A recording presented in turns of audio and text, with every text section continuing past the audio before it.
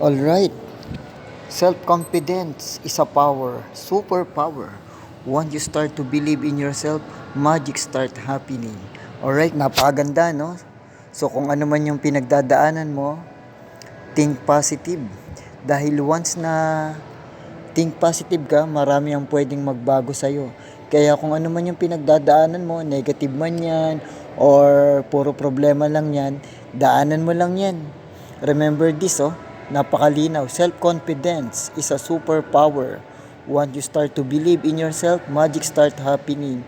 So kaya kung naniniwala ka sa sarili mo na kaya mong lampasan yung mga pinagdadaanan mo ngayon, malamang sa malamang, time will come, makukuha mo yung mga pangarap mo.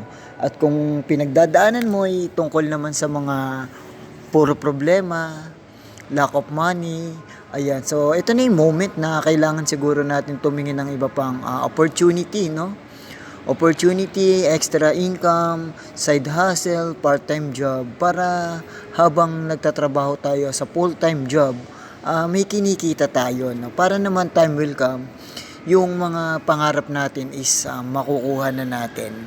Okay? Just be patient and trust the process.